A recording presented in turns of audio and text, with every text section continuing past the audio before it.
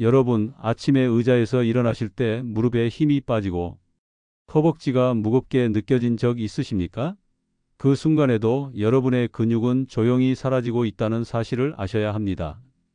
그런데 놀라운 것은 단돈 하루 몇백 원으로도 이 무서운 근육 손실을 막을 수 있다는 겁니다. 오늘 제가 말씀드릴 4가지 단백질 식품이 바로 그 해답입니다. 두부보다 저렴하고 계란보다 강력하며 무엇보다 우리 어르신들 몸에 가장 잘 맞는 단백질의 보고드립니다. 이 음식들은 약도 아니고 비싼 보조제도 아닙니다. 바로 시장이나 마트에 가면 쉽게 구할 수 있는 흔한 식재료들입니다. 하지만 이 식재료들을 꾸준히 드신다면 여러분의 근육은 10년 전 청춘의 힘을 되찾을 수 있습니다. 나이가 들수록 근육은 점점 빠집니다. 50대 이후부터는 매년 평균 1%씩 근육량이 줄어든다고 알려져 있습니다. 70대가 되면 30대 때보다 근육이 20% 이상 감소합니다. 근육은 단순히 힘을 쓰는 기관이 아닙니다. 우리 몸의 엔진이고 뼈를 지탱하는 기둥입니다. 근육이 사라지면 어떤 일이 생길까요? 먼저 걷는 힘이 약해집니다. 예전에는 30분 걷던 길이 이제는 10분만 걸어도 숨이 차고 무릎이 후들거리게 됩니다.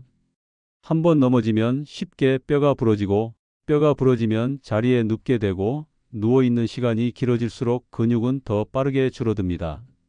이 무서운 악순환이 시작되는 순간 삶의 질은 급격히 떨어지게 됩니다. 또 면역력이 크게 약해집니다. 단백질은 근육만 만드는 것이 아니라 우리 몸의 면역세포와 항체도 모두 단백질로 구성되어 있습니다. 단백질이 부족하면 감기 하나도 오래가고 작은 염증도 잘 낫지 않습니다. 상처가 생기면 회복 속도도 현저히 늦어지고 피로가 쉽게 몰려옵니다. 밥은 먹었는데 기운이 없고 낮에도 졸립고 의욕이 사라지는 것이 바로 단백질 부족 때문입니다. 저는 40년간 어르신들의 식습관과 건강을 연구하며 진료해 왔습니다. 수많은 분들이 저에게 같은 질문을 하셨습니다. 박사님, 밥은 3끼 다 먹는데 왜 이렇게 기운이 없을까요? 답은 단순합니다. 밥은 배를 채워주지만 근육을 채워주지 못하기 때문입니다. 탄수화물만 잔뜩 섭취하면 잠깐은 배부를지 몰라도 우리 몸의 에너지원이 되는 근육은 점점 줄어들게 됩니다. 제가 진료했던 68세 김모 어르신의 사례를 말씀드리겠습니다. 이분은 고기는 소화가 안 된다며 피했고 계란은 비싸서 아껴 드셨고 두부는 맛이 없다고 잘 안 드셨습니다. 주로 밥과 김치, 국 정도로 끼니를 때우셨지요. 그런데 어느 날부터는 시장에 장 보러 나갔다가 2바퀴도 못 돌고 숨이 차 의자에 앉아야 했습니다. 검사 결과 허벅지 근육량이 같은 연령대 평균보다 무려 25% 적었습니다. 결국 근육 부족으로 일상생활이 힘들어진 것입니다. 반대로 비슷한 나이의 박모 할머니는 달랐습니다. 아침에는 검은 콩밥, 점심에는 멸치볶음, 저녁에는 고등어 조림을 꾸준히 드셨습니다. 결과는 놀라웠습니다. 근육량은 또래보다 오히려 10% 더 많았고 계단을 오를 때도 숨이 덜 차며 손주들과 뛰어놀 수 있었습니다. 똑같은 나이, 다른 삶을 만든 차이는 바로 단백질이었습니다. 여러분, 단백질이 부족하면 몸은 당장 근육을 갉아먹습니다. 밥은 먹어도 단백질이 들어오지 않으면 우리 몸은 근육을 분해해서라도 단백질을 확보합니다. 이렇게 해서 몸은 살아가지만 근육은 점점 줄어듭니다. 무섭지 않습니까? 그래서 단백질을 반드시 매일 챙기셔야 합니다. 그런데 여기서 중요한 조건이 있습니다. 첫째, 소화가 잘 되어야 합니다. 나이가 들면 이와 장의 소화력이 약해집니다. 삼겹살이나 기름진 고기를 먹으면 속이 더부룩하고 체하는 분들이 많습니다. 결국 흡수되지 못한 채 버려지는 것입니다. 둘째, 근육만이 아니라 뼈와 면역력까지 함께 지켜줄 수 있어야 합니다. 단백질만 있다고 다 좋은 게 아니라 칼슘, 아연, 오메가3 같은 보조 영양소도 함께 들어 있어야 진짜 힘이 됩니다. 셋째, 가격이 저렴하고 매일 먹을 수 있어야 합니다. 아무리 좋은 음식이라도 비싸서 한 달에 한 번 먹으면 소용이 없습니다. 꾸준히 부담 없이 드실 수 있어야 합니다. 이 세 가지 조건을 모두 충족하는 네 가지 단백질 식품이 있습니다. 지금부터 하나씩 소개해 드리겠습니다. 첫 번째는 바다의 단백질 폭탄 멸치입니다. 멸치 백지에는 무려 단백질이 64지나 들어 있습니다. 계란의 10배, 두부의 4배 이상입니다. 거기에 칼슘과 아연도 풍부합니다. 뼈 건강과 면역력까지 동시에 지켜주는 것이지요. 그런데 많은 분들이 멸치를 국물 낼 때만 사용하거나 반찬으로 조금만 드십니다. 하지만 멸치는 그 자체가 근육을 살리는 보약입니다. 72세 이모 어르신은 무릎 관절염으로 운동을 거의 못하셨습니다. 제가 멸치 가루를 하루 한 숟갈씩 밥에 뿌려 드시라고 권했습니다. 2달 뒤 근육량이 늘고 계단을 오르는 속도가 눈에 띄게 빨라졌습니다. 멸치는 씹기 힘들어도 가루로 내면 소화와 흡수가 훨씬 잘 됩니다. 국, 찌개, 나물 어디든 넣어 드십시오. 단백질과 칼슘을 동시에 보충할 수 있는 최고의 식품입니다. 실제로 한 연구에서는 멸치를 꾸준히 섭취한 그룹이 3개월 만에 골밀도 수치가 평균 7% 상승한 결과가 발표되기도 했습니다. 작은 생선이지만 그 효과는 결코 작지 않습니다. 두 번째는 뼈째 먹는 보약 고등어 통조림입니다. 등푸른 생선에는 단백질뿐 아니라 오메가3 지방산이 풍부합니다.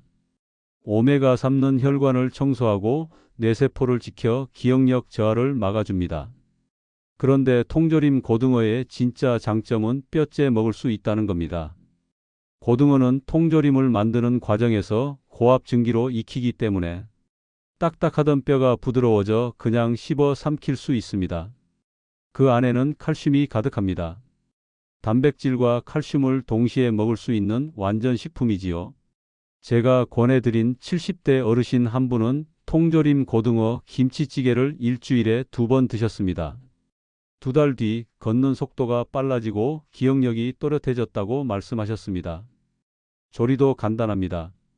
통조림 따서 묵은지와 함께 끓이면 훌륭한 단백질 반찬이 완성됩니다. 단 국물은 짜니 건더기 위주로 드시는 것이 좋습니다.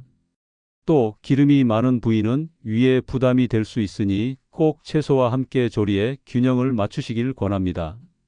실제 연구에서도 주 2회 이상 등푸른 생선을 섭취한 노인들의 기억력 저하 위험이 30% 이상 낮다는 결과가 보고된 바 있습니다. 세 번째는 밭에서 나는 쇠고기라 불리는 서리태, 즉 검은 콩입니다. 검은 콩 백지에는 단백질이 35지 들어 있습니다. 무엇보다 검은 껍질에 들어있는 안토시아닌 성분이 혈관을 청소하고 염증을 줄여줍니다. 즉 근육도 지키고 혈관도 지키는 이중 효과입니다. 65세 한 할머니는 하루에 작은 종이컵 반 컵 정도의 검은 콩을 삶아 드셨습니다. 6개월 뒤 혈관 건강 지표가 좋아지고 피로가 줄었습니다. 이제는 버스 타고 시장도 다녀오고 손주랑 산책도 할 수 있어요. 라고 기뻐하셨습니다. 검은 콩은 밥에 넣어 드셔도 좋고 푹 삶아서 간식처럼 드셔도 좋습니다. 치아가 불편하시면 콩가루를 내어 미숫가루처럼 드셔도 됩니다. 다만 한꺼번에 너무 많이 드시면 속에 가스가 찰 수 있으니 하루에 조금씩 꾸준히 드시는 것이 좋습니다. 또 당뇨가 있으신 분들은 콩조림을 지나치게 달게 하지 않고 담백하게 드셔야 합니다. 검은 콩은 예로부터 장수식품으로 알려져 있으며 실제 일본의 한 장수 마을에서는 매일 콩을 식단에 올리는 것이 전통으로 자리 잡고 있습니다. 혈관 건강과 근육 유지에 그만큼 중요한 역할을 하기 때문입니다. 네 번째는 고소한 근육 지킴이 들깨가루입니다. 들깨가루에는 단백질뿐 아니라 오메가3 지방산이 풍부합니다. 근육을 만드는 동시에 근육이 빠져나가지 않도록 염증을 잡아주는 역할을 합니다. 나이가 들면 우리 몸속에 만성 염증이 많이 생깁니다. 이 염증이 근육을 조용히 갉아먹습니다. 들깨가루는 이 염증을 잠재워 근육을 지켜줍니다. 섭취법은 간단합니다. 국, 찌개, 나물무침 어떤 음식이든 마지막에 한 숟갈 뿌려주기만 하면 됩니다. 고소한 맛과 함께 근육 보약으로 바뀌는 것입니다. 특히 위에 부담이 없고 치아가 약해도 쉽게 드실 수 있어 어르신들께 안성맞춤입니다. 실제로 들깨를 꾸준히 섭취한 노인 그룹이 그렇지 않은 그룹에 비해 염증 지표 수치가 평균 15% 이상 낮았다는 임상 결과도 있습니다. 들깨가루 한 숟갈이 우리 몸속 근육을 지키는 소방수 역할을 하는 것입니다. 여러분, 여기서 중요한 팁을 드리겠습니다. 단백질은 혼자 먹는 것보다 궁합을 맞춰 먹을 때 효과가 2배가 됩니다. 예를 들어 멸치와 표고버섯을 함께 드시면 좋습니다. 멸치 속 칼슘이 뼈에 잘 흡수되려면 비타민 D가 필요한데 표고버섯에는 비타민 D가 풍부합니다. 고등어 통조림은 묵은지와 함께 드시면 더 좋습니다. 오메가3와 유산균이 만나 혈관과 장을 동시에 지켜줍니다.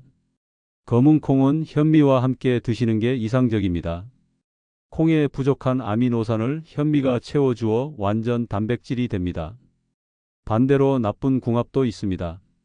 두부와 시금치를 함께 먹으면 시금치 속 수산이 칼슘 흡수를 방해합니다. 좋은 음식도 잘못 먹으면 헛수고가 될 수 있습니다.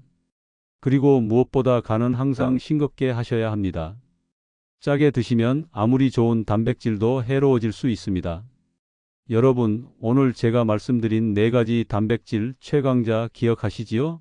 멸치, 고등어 통조림, 검은콩, 들깨가루. 이 4가지만 꾸준히 챙겨 드셔도 근육은 10년 전으로 돌아갈 수 있습니다. 저는 여러분께 제안합니다. 오늘부터 30일 단백질 챌린지를 시작해 보십시오. 하루 한 끼, 단 하나의 음식이라도 밥상에 올려보는 것입니다. 아침에 검은 콩밥, 점심에 들깨가루 나물, 저녁에 멸치볶음이나 고등어 조림. 이렇게 하루에 하나씩만 챙기셔도 됩니다. 댓글에 저는 30일 챌린지 도전합니다 라고 남겨주십시오.